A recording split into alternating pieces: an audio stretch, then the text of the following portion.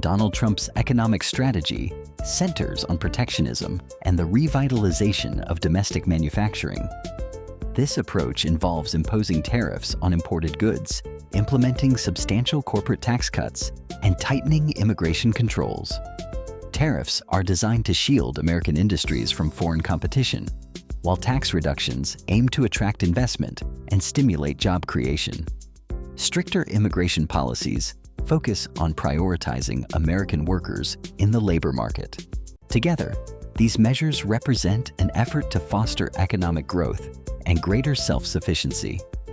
To understand the real-world impact, let's look at how these policies have played out in practice. Tariffs have been a defining feature of recent U.S. economic policy, especially during President Trump's administration. The introduction of a 25% tariff on imported steel and a 10% tariff on aluminum in March 2018 was aimed at supporting domestic industries. Trade tensions with China escalated as both nations imposed tariffs on each other's goods, leading to increased costs for American businesses and consumers. For example, Apple faced $800 million in tariff-related expenses in the third quarter of 2025, with further costs anticipated, while Caterpillar saw its operating profit decline by 18% in the second quarter of 2025 due to higher production costs.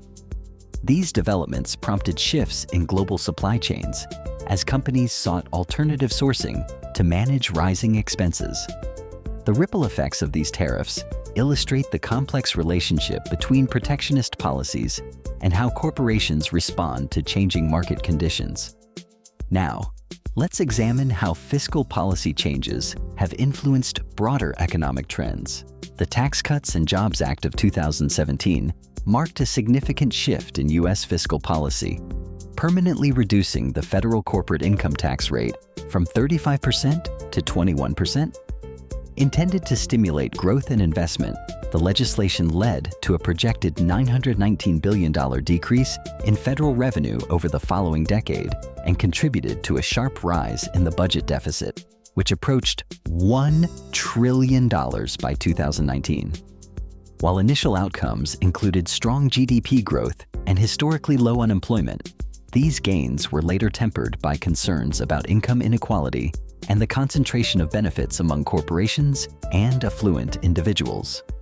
The arrival of the COVID-19 pandemic further complicated the economic landscape, ultimately resulting in a net loss of jobs by the end of the administration. As the debate continues over the enduring effects of these policies, their impact on economic stability and the distribution of prosperity remains a key focus for analysts.